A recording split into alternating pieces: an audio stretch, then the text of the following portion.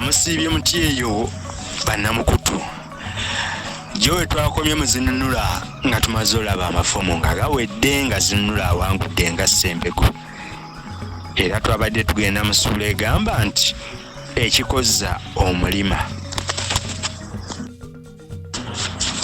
Waayitawo ekiseera kitono nga maze okuwangula Mbego nenfuna abavubuka bangi ab'emikwano era abamu ne bansaba mbayigiriza okulwanyisa amafumu kubanga bandowooza okuba kafulu mu kugamanya. Nali njagala okugaana naye bwe nanyumizaako mu yoddi nampikiriza mbayigirize era naye n'asuubiza okunnyambangako. Buli lwaggulo twakuŋŋaaniranga mu kkookoowo eddene eryali okumpi n'ekibira balaba Mabugo ne tuyiga amafumu era n'entala z'amagye n'okukwekweta era n'obukodyo bulala bungi. Akabiina kaffe kaalimu abavubuka 200 naye ng'eryanyi lituwala era nga twagalana nnyo. Akabiina twasooka kukayita Kikonde anti Kikuba ali kumpi naye abavubuka oluvannyuma ne balikyusa ne bakatuuma Wankula. Atatya ate fettafetta ate atadda nnyuma anti naye Kikonde lifeebya bufeebya. Akabiina kaffe kano kaalina amateeka gaako naye ng'erisingamu obukulu kwe kuyambagana mu kabi era n'okuyamba abanafu mu kyalo naddala abakadde bannamwandu n'enfunsi. Bwe wasangibwanga omu ku b'ekibiina ng'ojoogereza omuntu ateeyinza nga tukutumira omubaka waffe ng'akulabula oleme kuddayo kukola kikola ekyo, bw'otoowuliranga nga tukubonereza bwe watugwanga mu bwala. Twateranga ab'engeri eyo okubakwata ne tubawewenyula emiziŋŋoonyu omulundi gumu oba ebiri okwewa obuyinza nga buno kata kutusuule kuleenya. Naye ekyatuwonya obutatusuula mu mbuzi ekogga kwe kubanga twalina abatuwagira bangi mu kyalo mu bikolwa byaffe. Ekyali kitusibya nno kwe kuwewenyula mukoddomi wa paati obuswanyu ng'ajooza omu ku b'ekibiina. Leero nno olwo nze kamwa koogera bandinsibidde byoya bya nswa saaliyo nga bamuwolomya naye anti kiiso kya mbuzi ate nze abaana b'embuga baali bantwala dda olutwe nti nsasama z'ekyalo. Ate olulala twali tuli mu katale tunyumyamu n'omusajja omukulu ng'atutegeeza nga bwe baatabaalanga edda. Omusajja omu omutunzi w'ebyennyanja kwe kukasukawo eggambo lye nti baleke nabo banaalwana olwabwe ndaba mpulidde embundodooti emitala ateekateeka okulumba Pyati ajanyaga ebyalo bye era nti asabye n'abaami abalala 2 bajje bamuyambe. Pyati ye yali omulabe wa Ndodooti Kayingo era ddala nga balimbwa nango. Obulabe wakati waabwe bwajja bwe buti. Olwatuuka kabaka ng'agaba bombi bagende batabaala abagoti mu nsozi zaabwe era nga Ndodooti ye mugabe. Nti naye bwe baatuuka ekigoti abasajja bonna enkwatanga ne babakwekerera. Baasangawo bwebbumbu kobbo nti kisalidde mu ntamu. Munnange nga badda ku bintu nga banyaga abakazi, abaana, nte, mbuzi, mbugo, ye leero n'amenya ki n'aleka ki. Ebyabalemanga nga bookya, obukadde nga batta. Bwe baamala okwekola ogwa Walugali nga bakwata lidda bulyambwa. Ennaku 2 ezaasooka baatambulira ddala mu ddembe naye mu kiro ekyokusatu abagoti ne babagamba nti mulimba naffe tetunywa guteeka mutwalanga by'abalala naye si byaffe bagoti. Baabalumba bawummudde wakati w'ensozi 2 mu mattansejjere baabasanga tewali n'omu abeetegekedde ne babatta ebitattika. Abaawonawo nno mbu ng'obabalira ku ngalo mbu bwe baatuuka mu maaso ga kabaka Ndodooti n'awoza olutabaalo lwonna nga bwe lwagenda era n'ekyabagobya.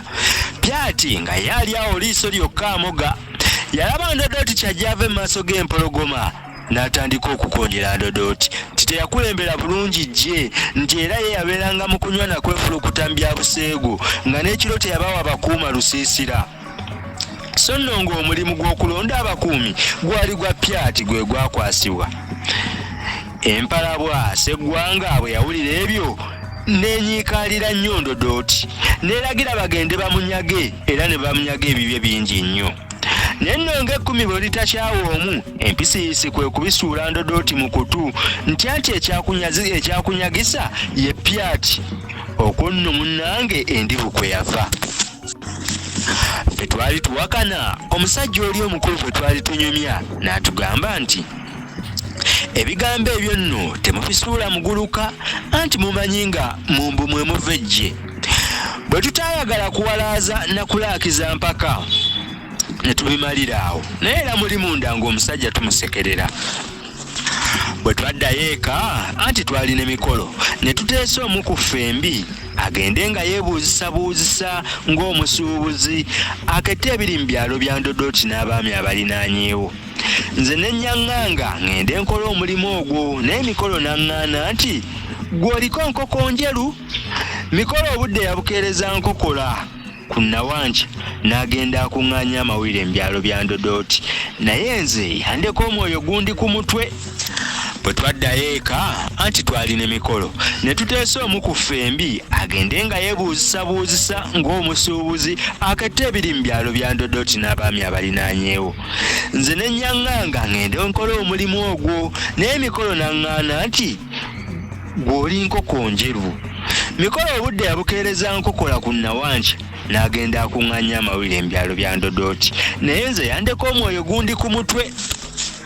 Yadda ggulo nnyo n'ategeeza nti omusajja byayogedde bituufu ddala, ekiri eri si kibejjo.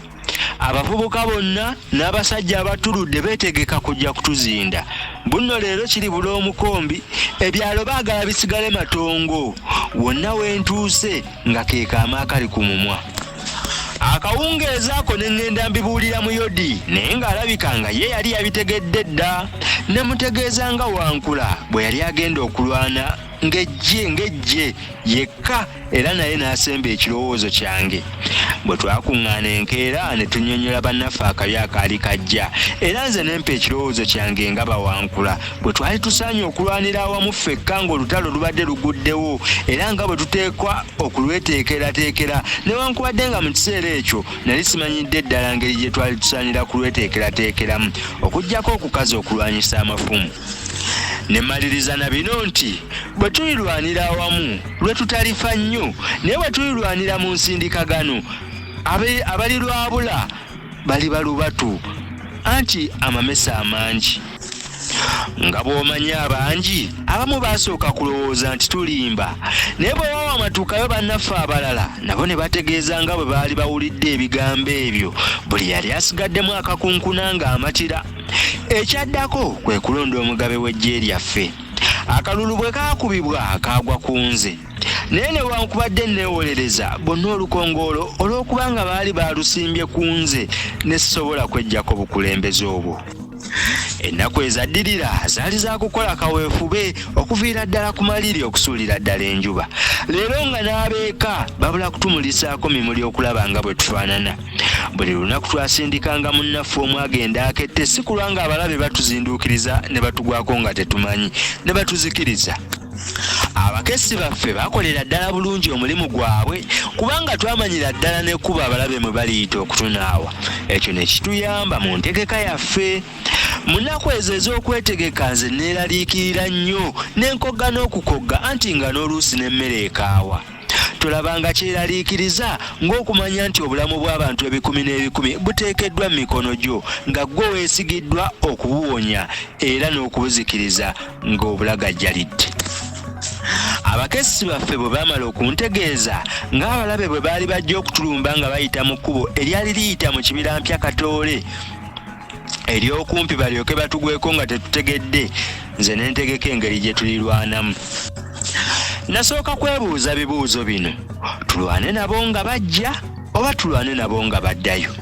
Bwe nageraageranya obutono bwaffe ne mmanya nti okwetantala eggye ly'agasajja agatannalwanako muba mwetunze bwetunzi, kyennava mmalirira kulwanyisa abo abali babasigaddewo ne bwe bali banga bawangudde oba nga bawanguddwa.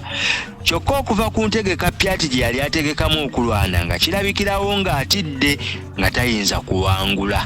Ekibuuzo kyange ekyokubiri nti obanga tuli balwanyisa baddayo, tuli bateegawa era baliyitawa? Kino kyanteganya nnyo, naye oluvannyuma ne mmalirira tubateege mu kibira Matumpa Mpaggwa. weewaawo namanyanga ekkuba eryo lyewala era lyekooloobya nnyo, naye ndowooza nti obanga bayita mu liri ery'omumpya Katyole nga bajja tebayinza ate kuddirayo mu kkubo limu eryo olw'okutya okugwa bateeze, era nga nabo bajja kulowooza nti ffe tujja kulowooza nga bagenda kweyuna liri ery'okumpi tuteege eryo. Lino tulireke nti nno we tuligendera okulabuka nti batusibye kantuntunu tuwondere ng'ebyakuno babiri wala ate kabe kasinge nga batuuse dda n'ewaabwe.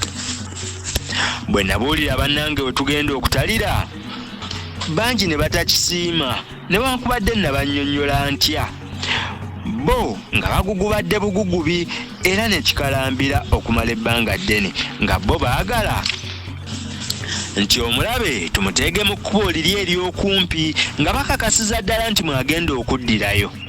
Singa mikolo teyankuba mukaama naŋŋumya nti nywerera ku kyogamba kye kituufu, nali ndi kumpi ddala okukkiriza kye bagamba. Ku nkomerero ya byonna ne nnyimuka ne neesimba wakati mu bo ne mbategeeza nti mwe mwannonda okubakulembera era ne mumpa n'obuyinza okutegeka engeri gye ndowooza nti yerituyamba mu kulwana kwaffe, naye bwe ngibanjulidde mugigaanye. Nga bwasiyinza kugibakirizisa lwa mpaka, ekisinga obulungi tweyawulemu. Abo abakkiriziganya nange bangoberere, ffe tulirwanira mu matumpaggwa. Abo abatakkiriziganya nange beerondera omugabo waabwe, balirwanira mu mpya Katyole waabwe. Kasitanga ffenna kye tugenderera kimu kyokka, kwe kutaasa amaka gaffe, bakitaffe ne bannyaffe, basengaffe, baganda baffe ne bannyinaffe era ne mikwano gyaffe. Obutono bulwanira mu ssanja, ffe bwe tunaaba abatono tujja kulwana mu ngeri yaffe. Tewali mugabe yenna bwafa yenkana akkirizibwa abatabaaza abatakkiriziganya naye mu byakola okubeera mu ggye lye. N'olwekyo abakkiriziganya nange mujje tugende, abatakkiriziganya na ntegeka yange mweraba era mbaagaliza mikisa.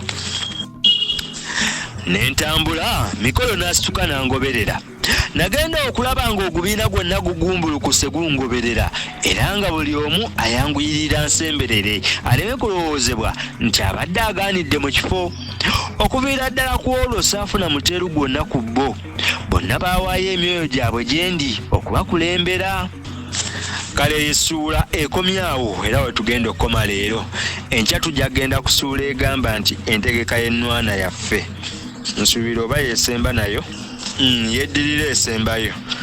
We tujja okutandikira olunaku lw'enkya mbaagaliza akawungeezi akalungi.